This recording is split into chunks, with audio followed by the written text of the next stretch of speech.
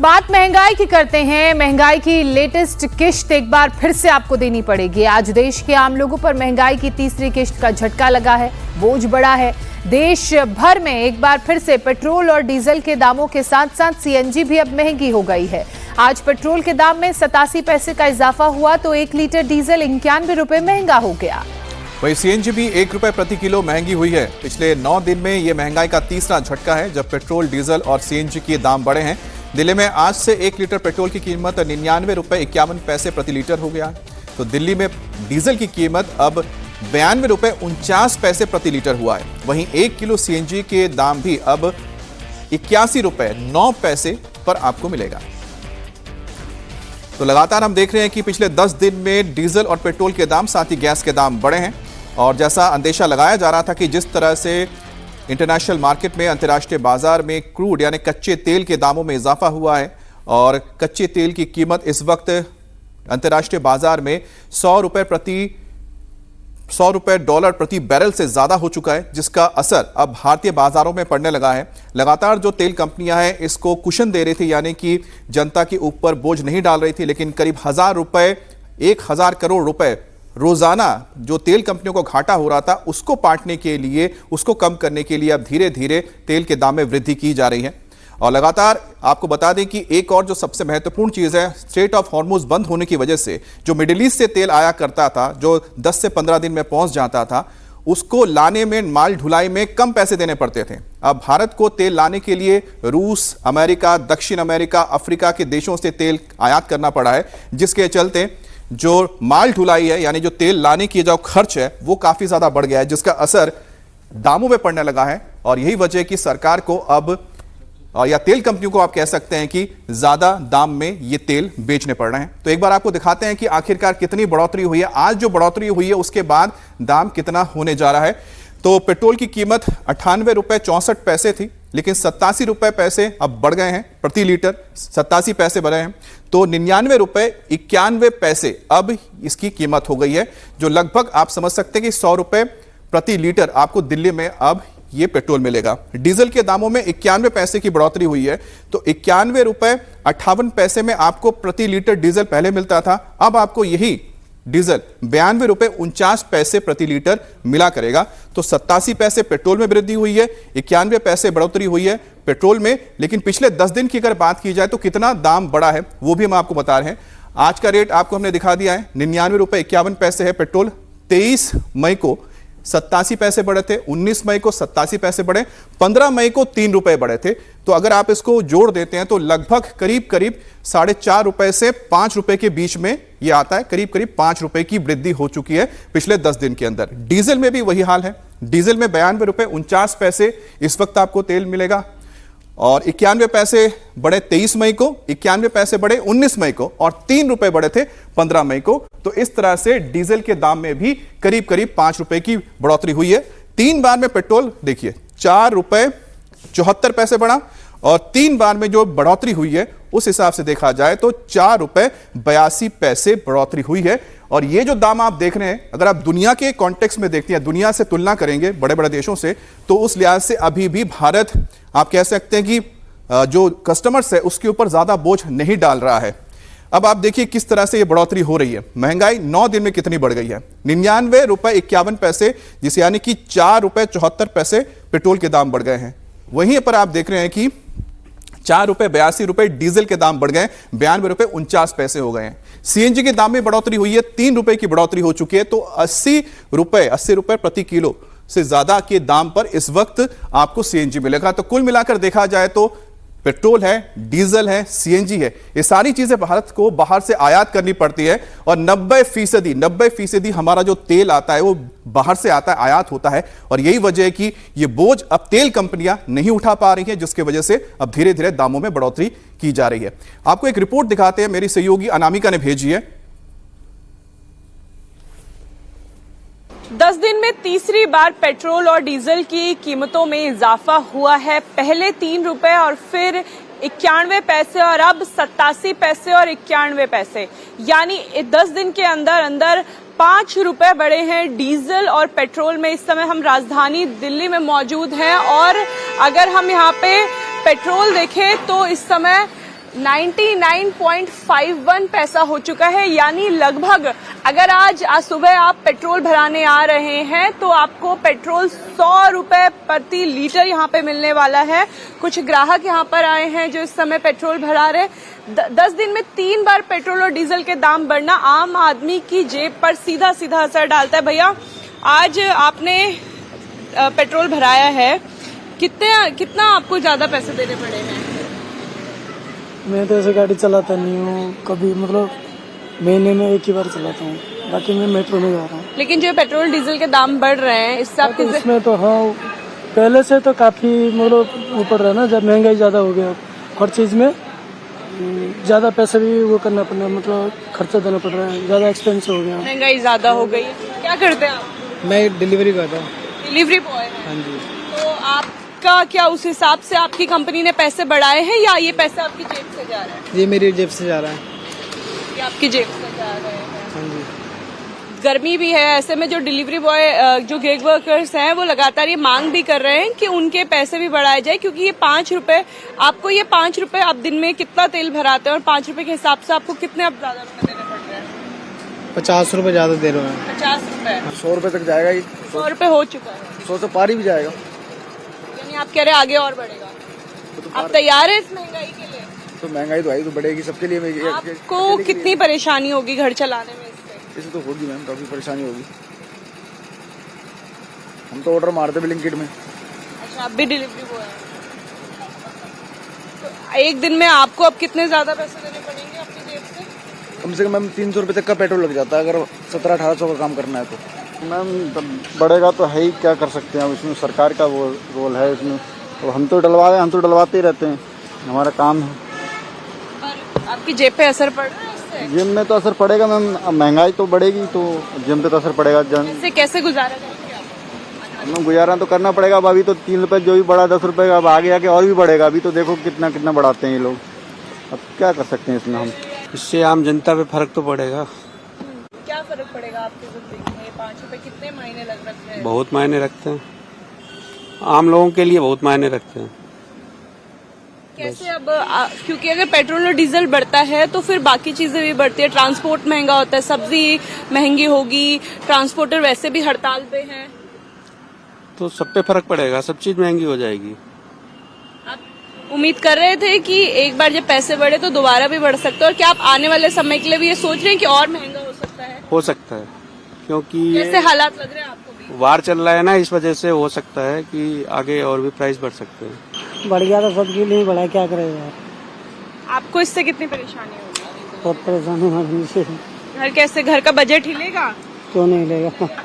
बढ़ गया, महंगाई तो है, आम पब्लिक पे फर्क पड़ेगा और गरीब आदमी की तो समस्या तो है ही। क्या बिल्कुल बढ़ा है, बिल्कुल बढ़ा है। परेशानी हो रही है? परेशानी तो है ही है, महंगाई बढ़ती जा रही है, दिन पे दिन बढ़ती जा रही है। पेट्रोल, डीजल और सीएनजी के बढ़े हुए दामों ने लोगों के बजट को जरूर हिला दिया है, उनकी जेब पर महंगाई के बोझ को जरूर बढ़ा दिया है। लेकिन लोग ये भी समझ रहे हैं कि मिडिल ईस्ट में जिस तरह के हालात हैं, उन हालातों के बीच ये दाम बढ़ने ही थे और संभवतः आगे और बढ़ेंगे। दामों की मार तो मुंबई वालों पर भी पड़ी है। मुंबई कर्ज की बात करें तो आज पेट्रोल 108 रुपए 45 पैसे प्रति लीटर के हिसाब से उन्हें मिल रहा है, तो वहीं डीजल में वृद्धि के साथ अब 95 रुपए 2 पैसे प्रति लीटर के हिसाब से बिक्री हो रही है। पेट्रोल डीजल के दाम में एक बार फिर इजाफा हुआ है, इस बार फिर 90 पैसे बढ़े हैं और आप इस वक्त हम इंडिकेट दिखा देते हैं कि 108 रुपये 45 पैसे की दर से पेट्रोल बिक रहा है। और ठीक उसी तरह डीजल में भी इजाफा हुआ है। कुछ देर पहले ही इन्होंने बाइक में पेट्रोल भरा है। कितने का पेट्रोल भरा अभी 781 लगभग 3 रुपए, फिर 90 पैसे और फिर आज 90 पैसे। लगातार पेट्रोल बढ़ रहा है। कितना मुश्किल हो रहा है आप लोगों को, या फिर ये इस तरीके से दर जो बढ़ते जा रहे हैं, क्या मुश्किलें पेश आ रही है? अभी तो इलेक्ट्रिक वाला स्टार्ट करना पड़ेगा, अभी बहुत ज़्यादा प्रॉब्लम हो रहा है। तो इलेक्ट्रिक व्हीकल ऑप्शन है? ऑप्शन वही ऑप्शन है। पेट्रोल डीजल पे जाना बहुत ज़्यादा महंगा हो रहा है। बहुत ज़्यादा महंगा है। जैसे आपके बजट पे आपका इंडिविजुअल कहूँ तो कितना फ़र्क पड़ रहा है रोज़ाना? बहुत फ़र्क पड़ रहा है। पहले दिन का 300 जाता था पर डे का पेट्रोल, जितना हम लोग घूमते हैं उसके ऊपर। अभी जा रहा है 450 ऐसा, क्योंकि पेट्रोल का क्वालिटी भी शायद से थोड़ा डिफरेंट आ रहा है, ऐसा मुझे लग रहा है। क्योंकि पेट्रोल का माइलेज भी थोड़ा इशूज़ हो रहा है, खड्डे भी ज़्यादा है, इशू तो बहुत है। इलेक्ट्रिक का व्हीकल लेने की सोचते हैं भाई? सोच रहे, लेकिन वो भी महंगा हो रहा है ना, क्या करेंगे, वो भी महंगा हो जा रहा है। इलेक्ट्रिक व्हीकल पहले से बहुत महंगा आ रहा है। अब जैसे पेट्रोल का प्राइस बढ़ेगा तो इलेक्ट्रिक का वो भी प्राइस भी बढ़ेगा। लोगों का कहना है कि अगर पेट्रोल के दाम बढ़ते हैं तो इलेक्ट्रिक व्हीकल के भी दाम बढ़ जाएंगे, लेकिन इलेक्ट्रिक व्हीकल एक बड़ा और अच्छा ऑप्शन हो सकता है, ये भी लोगों का कहना है।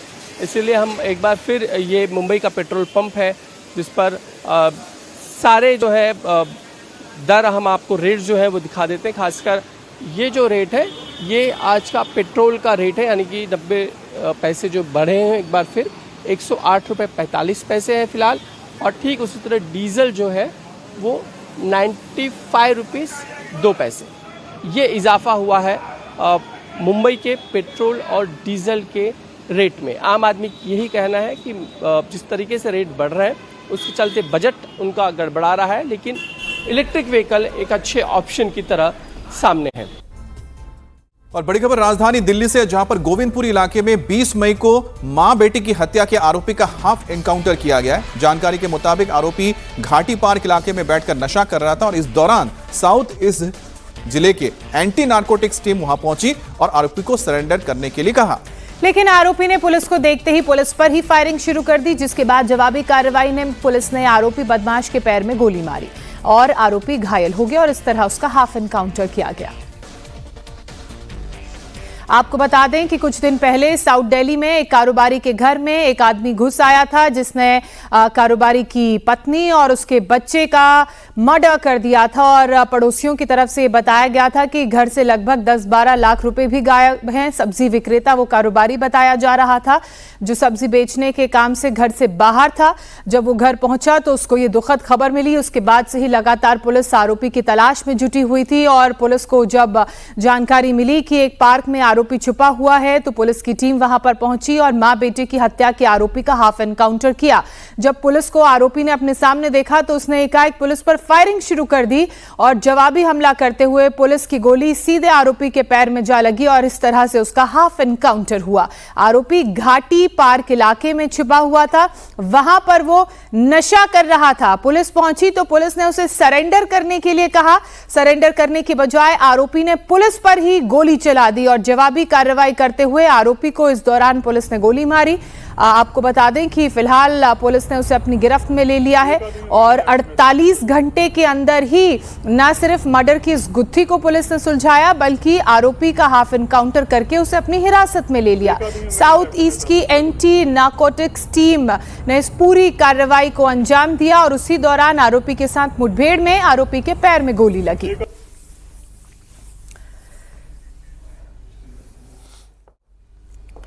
भोपाल की ट्विशा शर्मा मौत मामले में पुलिस ने उसके फरार चल रहे पति समर्थ सिंह को पकड़ लिया है।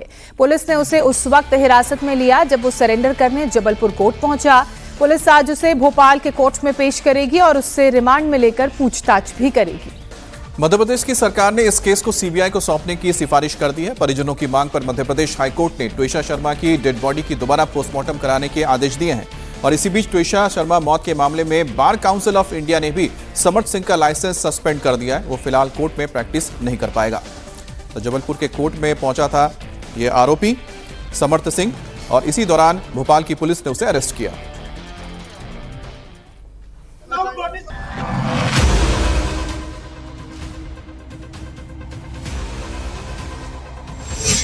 ट्विशा केस में पति समर्थ सिंह गिरफ्तार।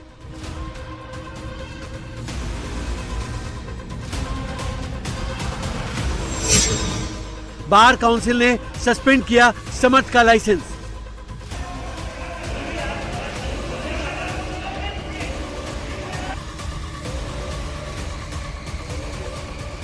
एक्ट्रेस मॉडल ट्विशा शर्मा की संदिग्ध मौत मामले में 10 दिन से फरार चल रहे पति समर्थ सिंह को आखिरकार भोपाल पुलिस ने अरेस्ट कर लिया।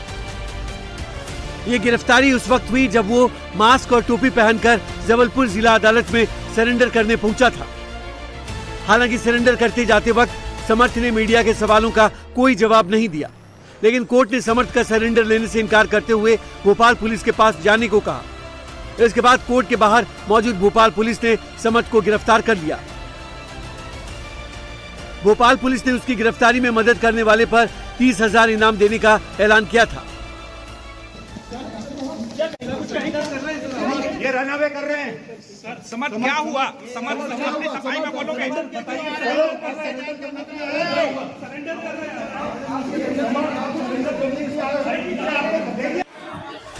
समर्थ के सरेंडर के समय जबलपुर कोर्ट में अफरा तफरी और हंगामे की स्थिति बन गई, जब वहां कवर करने गए पत्रकारों को रोका गया। पुलिस आज समर्थ सिंह को भोपाल कोर्ट में पेश करेगी और उसे रिमांड में लेकर पूछताछ करेगी। मुखबिर ने सूचित किया कि संभावना है कि ये सरेंडर कर सकता है, तो सरेंडर करने से पहले ही हमारी जो पुलिस है, कटारा पुलिस, उसके द्वारा इसको अरेस्ट किया गया और इसमें जबलपुर की पुलिस ने भी हम लोग की सहायता की और आज उसको हम लोग अंडर इन्वेस्टिगेशन अभी जांच ही करेंगे और जांच के बाद। Thank you. हालांकि इस हाई प्रोफाइल केस को अब एमपी सरकार ने सीबीआई को ट्रांसफर करने का फैसला किया है, लेकिन भोपाल पुलिस के मुताबिक जब तक केस ट्रांसफर की प्रक्रिया पूरी नहीं हो जाती, तब तक पुलिस मामले की जांच पहले की तरह करती रहेगी। केसेज में जांच में समय लगता है। हमने तो 2 दिन के बाद ही एफआईआर कर दी, तो हमने इसमें बहुत त्वरित कार्रवाई की है। बाकी हम अपना इन्वेस्टिगेशन कर रहे हैं और बाकी जो सीबीआई की जांच का विषय है वो शासन स्तर के मामले हैं। हमारा इन्वेस्टिगेशन जारी रहेगा। हाँ, बाद में जब केस मान लो सीबीआई को हैंडओवर होता है तो फिर उनको डायरी सौंपी जाती है। जब तक केस सीबीआई को हैंडओवर नहीं हो जाता तब तक लोकल पुलिस अपना इन्वेस्टिगेशन जारी रखेगी। नोएडा की रहने वाली 31 साल की ट्विशा शर्मा की पिछले साल भोपाल के रहने वाले समर्थ सिंह से शादी हुई थी। 12 मई को ट्विशा की संदिग्ध परिस्थितियों में मौत हो गई थी। भोपाल के कटारा हिल्स स्थित अपनी ससुराल में वो मृत पाई गई। ससुराल वालों ने फांसी लगाकर खुदकुशी की बात कही थी, जबकि मायके पक्ष ने ससुराल वालों पर दहेज के लिए हत्या का आरोप लगाया है। ट्विशा की सास गिरिबाला सिंह रिटायर्ड जज हैं, इसलिए मामला और हाई प्रोफाइल हो गया। मायके पक्ष ने पुलिस पर दबाव डालने का आरोप लगाया। परिजनों की मांग पर मध्य प्रदेश हाईकोर्ट ने ट्विशा शर्मा की डेड बॉडी की दोबारा पोस्टमार्टम कराने का आदेश दिया है। कोर्ट ने कहा कि दिल्ली एम्स के डायरेक्टर के नेतृत्व में टीम भोपाल एम्स में दोबारा पोस्टमार्टम करेगी। इस दौरान पूरी प्रक्रिया की वीडियोग्राफी भी कराई जाएगी। तब तक शव सुरक्षित रखने के निर्देश दिए गए हैं। ट्विशा के शव का दोबारा पोस्टमार्टम के आदेश के बावजूद पुलिस अपनी जांच पर कायम है और इस मामले को आत्महत्या का केस ही बता रही है। ट्विशा का मामला पूरे देश भर में चल रहा है, ये हत्या है या आत्महत्या? अभी तक नहीं, ये अभी तक के इन्वेस्टिगेशन में आत्महत्या का मामला है। किन कारणों से लगता है ये आत्महत्या है? पोस्टमार्टम रिपोर्ट जो आई उसमें लिगेचर बहुत लेट मिला, लेकिन फिर भी किस तरीके? नहीं, ये तो बेसिकली एंटीमॉर्टम हैंगिंग है जो पीएम रिपोर्ट में लिखा हुआ है। और लिगेचर मार्क का तो बेल्ट है, वो सभी आइटम के साथ स्टार्टिंग में वो बेल्ट किसी कारण से नहीं भेज पाए थे, वो प्रॉपरली सील्ड थी। बाद में बेल्ट को भेजा तो डॉक्टर ने उस पर अपना ओपिनियन दे दिया है। बेसिकली हैंगिंग का मामला है। हैंगिंग का मामला, लेकिन यही जो पीड़ित पक्ष के जो घर वाले हैं उनका कहना है कि इसी को मैनिपुलेट किया गया है, कहीं ना कहीं दबाव था जिसके कारण लिगेचर लेट दिया हुआ। पुलिस पर इस तरीके कोई दबाव कुछ?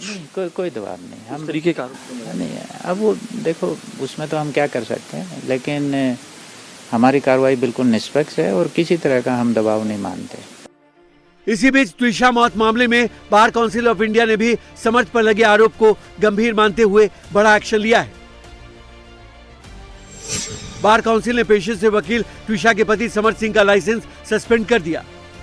बीसीआई चेयरमैन मनन कुमार मिश्र ने आदेश जारी करते हुए कहा, समर्थ सिंह को अगली समीक्षा तक तत्काल प्रभाव से वकालत करने से निलंबित किया जाता है, यानी वो कोर्ट में प्रैक्टिस नहीं कर पाएगा। वहीं ट्विशा की मौत के कुछ घंटे पहले का एक वीडियो सामने आया है। ये वीडियो एक ब्यूटी पार्लर का है। ससुराल वालों ने कहा था कि संदिग्ध मौत से पहले ट्विशा ब्यूटी पार्लर गई थी। इस केस में समर्थ की मां गिरिबाला सिंह को लोअर कोर्ट से जमानत मिली है। ट्विशा के परिजनों ने जमानत रद्द करने की हाईकोर्ट में याचिका लगाई थी। बड़ी खबर अमेरिका से आ रही है। अमेरिकी राष्ट्रपति डोनाल्ड ट्रंप की बेटी इवांका ट्रंप की हत्या की साजिश का बड़ा खुलासा हुआ है। यह खुलासा अमेरिकी जांच एजेंसियों ने किया है। एजेंसियों के मुताबिक ईरान समर्थित आतंकी नेटवर्क ने इवांका की हत्या का प्लान बनाया और सूत्रों के हवाले ने बताया कि आरोपी ईरानी सैन्य कमांडर कासिम सुलेमानी की मौत का बदला लेना चाहता था। अमेरिकी मीडिया रिपोर्ट्स के मुताबिक ईरानी रेवोल्यूशनरी गार्ड कॉर्प्स से जुड़े आतंकी मोहम्मद बाकर साद दाऊद अल सादी ने इवांका ट्रंप को मारने की कसम खाई थी और उसके पास इवांका के फ्लोरिडा वाले घर का नक्शा भी था, लेकिन उससे पहले ही इस बड़ी साजिश का खुलासा हो गया। उत्तर प्रदेश में गर्मी ने 14 साल का रिकॉर्ड तोड़ दिया है। पारा 45 डिग्री के पार पहुंच चुका है। बिजली की कटौती से उत्तर प्रदेश में इस वक्त हाहाकार मची है। पूरा उत्तर प्रदेश गर्मी के साथ साथ बिजली कटौती से उबल रहा है। कहीं 12 घंटे बिजली की कटौती हो रही है तो कहीं 10 घंटे। और कहीं पर लोग बिजली विभाग के ऊपर अपनी नाराजगी भी जाहिर कर रहे हैं और यही वजह कि लोग सड़कों पर उतरकर इस वक्त प्रदर्शन भी करते नजर आए। लखनऊ, कानपुर, बरेली, मुजफ्फरनगर, मेरठ, मथुरा, ये तमाम इलाकों की आप तस्वीरें देख रहे हैं और कहीं ना कहीं 10 घंटे या 12 घंटे इस तरह की कटौती होती जा रही है और इसी का नतीजा ये रहा कि जैसे तस्वीरें हम आपको दिखा रहे हैं, एक बार फिर से देखिए, लखनऊ, कानपुर, बरेली, मुजफ्फरनगर, मेरठ, मथुरा में भीषण गर्मी से लोग इतने परेशान हुए कि लोग बाहर प्रोटेस्ट करने लगे। अब उत्तर प्रदेश में रिकॉर्ड तोड़ मांग भी बढ़ गई है बिजली की। 31,000 मेगावाट बिजली की खपत दर्ज हुई है, जो पिछले कुछ सालों में सबसे ज्यादा है।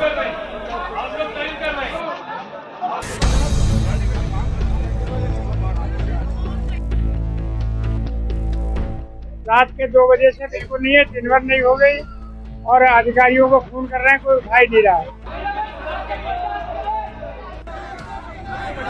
कल रात से ही लाइट बिल्कुल नहीं आ रही है, ना किसी घर पानी है ना लाइट है, बहुत समस्याएं थी।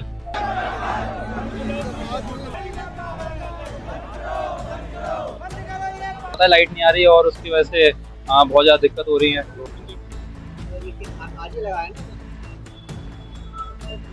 सबको फोन किया, कोई फोन नहीं उठ रहा है। जई वगैरह तो फोन ही नहीं उठा रहे हैं। रात में जो लोग आए वो लाइट भी नहीं जोड़ के गए और ऐसे ही चले गए। यूपी में बत्ती गुल, सड़क पर जनता का आक्रोश।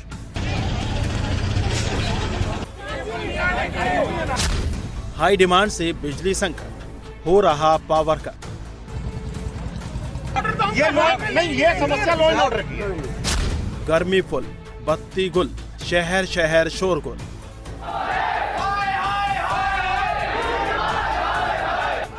उत्तर प्रदेश में एक तरफ जनता लू और भीषण गर्मी से परेशान है तो दूसरी तरफ बिजली की अघोषित कटौती लोगों की परेशानी बढ़ा रही है। यूपी के कई शहरों में 10 से 12 घंटे तक अघोषित कटौती हो रही है और नतीजा ये है कि गुस्साए लोग सड़क पर उतर आए हैं और हाईवे जाम कर रहे हैं। लखनऊ, कानपुर, उन्नाव और रायबरेली समेत कई जिलों में अघोषित कटौती और लोकल फॉल्ट की गंभीर समस्या हो गई है। ओवरलोडिंग से ट्रांसफार्मर जलने की घटनाएं भी आम हो गई हैं। हालात ऐसे हैं कि घरों में इन्वर्टर चार्ज नहीं हो पा रहे हैं। लगातार हो रही बिजली कटौती से लोगों का सब्र अब जवाब दे रहा है। बरेली के शांति विहार इलाके में तो 3 दिन से बिजली और पानी नहीं आ रहा, जिसके बाद शुक्रवार को गुस्साए लोगों ने सड़क पर जाम लगा दिया। हालात इतने बिगड़े कि मौके पर भारी पुलिस बल बुलाना पड़ा। कड़ी मशक्कत के बाद लोगों को हटाकर जाम खोला गया। 2-3 दिन से लाइट बहुत परेशान कर रही थी। आधे घंटा लाइट आती थी और 2-3 घंटे नहीं आती थी, जिसकी वजह से ना तो इन्वर्टर बैटरी चार्ज होते थे, हम लोग को बहुत समस्या होती थी। कल रात से ही लाइट बिल्कुल नहीं आ रही है, ना किसी घर पानी है ना लाइट है, बहुत समस्याएं थी। फोन ये लोग आए यहाँ, इन लोगों ने बताया लेकिन कोई कुछ सुन नहीं रहा था। इसके बावजूद जब फोन ऊपर करेगा तब भी किसी ने नहीं सुने। जब सब लोग परेशान हो गए तो फिर 5-6 बजे के आसपास लोगों ने रोड ब्लॉक करा ताकि ये प्रशासन को पता चल सके कि यहाँ पे कितनी बड़ी समस्या है। जेई से बात करी गई, जेई यहाँ के रविंद्र सिंह जी हैं, उनसे जब बात करी गई, कहा कि ठीक करो, तो उन्होंने कहा जो कर मिले सो कर लो। उन्होंने ये कह के बात छोड़ दी। तब पुलिस प्रशासन वगैरह आया, काफी बातचीत हुई, उसके बाद उन्होंने खबर ऊपर तक पहुंचाई, तब ये ट्रांसफार्मर यहाँ पे आया और ये रखा जा रहा है। इलाके के लोगों का आरोप है कि बिजली विभाग के अधिकारी शिकायत सुनने की बजाय बदतमीजी कर रहे हैं। लगातार कटौती के कारण इन्वर्टर और सोलर सिस्टम भी जवाब दे चुके हैं। लोग बूंद बूंद पानी के लिए परेशान हैं। रात के 2 बजे से बिल्कुल नहीं है, दिन भर नहीं हो गई और अधिकारियों को फोन कर रहे हैं, कोई उठा ही नहीं रहा। शांति विहार काफी बड़ी कॉलोनी है। अरे एसडीओ को करा, एसडीओ ने उठाया, जेई को करा, जेई ने उठाया, किसी ने उठाया नहीं। बिजली घर पे जाओ, वहाँ लोगों ने नहीं सुना। लोगों के घरों में पानी नहीं है, इन्वर्टर सब डाउन पड़े हैं। गर्मी के मौसम में बिजली न मिलने से आम लोगों की मुश्किलें बढ़ गई हैं। जनता लगातार शिकायत कर रही है कि फॉल्ट होने के बाद कई कई दिन तक बिजली बहाल नहीं होती। आरोप है कि बिजली विभाग के कर्मचारी फोन तक नहीं उठाते। लाइट नहीं आई, न रात में न दिन में, और फिर भी ट्रांसफार्मर लगा नहीं रहे। आके बड़ी मुश्किल से जाम लगाने के बाद ट्रांसफार्मर लगाया है। बिल्कुल लगाया, पब्लिक परेशान है 2 दिन से। भाई पानी नहीं है घर में, बिल्कुल गर्मी इतनी पड़ रही है, ऊपर से आधे से लाइट दो, यहाँ लाइट नहीं दे रहे हैं। क्या तरीका है ये? सबको फोन किया, कोई फोन नहीं उठ रहा है। जई वगैरह तो फोन ही नहीं उठा रहे हैं। रात में जो लोग आए वो लाइट भी नहीं जोड़ के गए और ऐसे ही चले गए। जी भैया, रात 3:30 बजे हम लोग यहीं खड़े थे, लाइनमैन वगैरह आए, उन्होंने कोई काम नहीं करा, वो वापस चले। यूपी में जारी बिजली संकट पर एसपी मुखिया अखिलेश यादव ने योगी सरकार पर तीखा हमला बोला है। अखिलेश यादव ने लिखा है, भीषण गर्मी के बीच लगातार बिजली कटौती से प्रदेशवासी परेशान हैं और सरकार पूरी तरह विफल साबित हुई है। जनता से अपील है कि बिजली विभाग के कर्मचारियों और लाइनमैन पर अपना गुस्सा ना निकालें, क्योंकि संविदा कर्मचारियों की बड़े पैमाने पर छटनी के बाद से वो पहले से ही भारी दबाव में काम कर रहे हैं। मौजूदा महाविद्युत आपदा के लिए बीजेपी सरकार, बिजली मंत्री, बीजेपी सांसद, विधायक, मेयर, पार्षद, बिजली विभाग के उच्चाधिकारी और भ्रष्ट ठेकेदार जिम्मेदार हैं। इसके साथ ही अखिलेश यादव ने यूपी सरकार पर आरोप लगाते हुए कहा कि नई मांग के मुताबिक ना तो बिजली उत्पादन बढ़ा गया, ना ट्रांसमिशन व्यवस्था मजबूत की गई और ना ही डिस्ट्रीब्यूशन नेटवर्क का विस्तार हुआ। वहीं सत्ता पक्ष के विधायकों की तरफ से बिजली कटौती को लेकर ऊर्जा मंत्री को चिट्ठी पर चिट्ठी लिखी जा रही है। बीजेपी विधायक राजेश्वर सिंह के बाद अब बीजेपी विधायक प्रतीक भूषण सिंह ने भी ऊर्जा मंत्री A.K. शर्मा को पत्र लिखकर नाराजगी जाहिर की है। भीषण गर्मी में बिजली कटौती से जनता बेहाल है। रात भर बिजली गुल होने से आम लोग सड़कों पर उतर आए हैं और गोंडा में भी प्रदर्शन हुआ है। जनता हमें पकड़ती है। लो वोल्टेज और फूके ट्रांसफार्मर से ग्रामीण शहरी इलाकों में परेशानी बढ़ी है। इमरजेंसी मैकेनिज्म लागू हो जिससे रात में बिजली कटौती कम हो। यूपी में जारी बिजली संकट पर फिलहाल अभी तक ऊर्जा मंत्री A.K. शर्मा का कोई बयान नहीं आया है। वहीं प्रदेश भर में बिजली संकट को लेकर जनता सड़कों पर उतर रही है। बिजली घरों का घेराव किया जा रहा है, लेकिन व्यवस्था में सुधार नहीं हो रहा है। और दिल्ली एनसीआर वालों के लिए एक राहत भरी खबर है कि भीषण गर्मी के बीच बूंदाबांदी हुई है और बूंदाबांदी के चलते मौसम में थोड़ी सी आप कह सकते हैं कि जो गर्मी से लोगों को निजात मिली है और पारा थोड़ा नीचे आया है और काले घने ये बादल आपको नजर आ रहे हैं, इन्होंने ही ये बूंदाबांदी की है, जिसके बाद तपती गर्मी से लोगों को थोड़ी सी राहत मिलती हुई नजर आ रही है। इस वक्त की एक बड़ी खबर राजधानी दिल्ली से, जहां कल देर रात फर्नीचर मार्केट में भीषण आग लग गई। आग शास्त्री पार्क इलाके के फर्नीचर मार्केट में लगी। आग बुझाने के लिए दमकल की गाड़ियां देर से पहुंची, जिसकी वजह से स्थानीय लोग नाराज हुए, गुस्सा करने लगे और दुकानदारों का गुस्सा भड़क भी उठा और लोगों ने हंगामा करते हुए दमकल की गाड़ी पर पथराव कर दिया। कई लोग पथराव ना करने की अपील भी करते हुए दिखे, लेकिन लोगों का गुस्सा सातवें आसमान पर था, क्योंकि उनका मानना था कि बहुत पहले इतला कर दी गई थी फायर ब्रिगेड को, लेकिन गाड़ियां देर से पहुंची, जिसके चलते पूरा फर्नीचर मार्केट आग की चपेट में आ गया और सैकड़ों की तादाद में यहाँ पर जो दुकानें हैं वो जलकर खाक हो गई। दुकानों में लकड़ी, प्लाईवुड और ज्वलनशील पदार्थ रखे हुए थे, जिसके चलते आग बहुत तेजी से फैलती हुई गई और इसने एक साथ कई दुकानों को अपनी चपेट में ले लिया। करीब बताए जा रहे 300 दुकानें जलकर खाक हो गई हैं।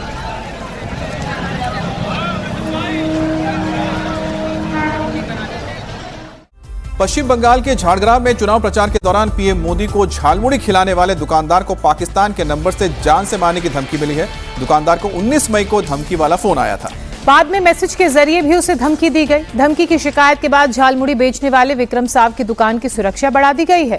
विक्रम साव की दुकान के बाहर सीआरपीएफ के जवानों की तैनाती की गई है। धमकी भरा फोन कॉल आने के बाद विक्रम साव डर गए और उन्होंने इसकी जानकारी सीधे लोकल पुलिस को दी। विक्रम साव को फोन और मैसेज के जरिए जान से मारने की धमकी मिली। पुलिस अब इस पूरे मामले में जांच कर रही है। तो वहीं धमकी मिलने के बाद से दुकानदार और उसका परिवार दहशत के माहौल में जीने के लिए मजबूर है।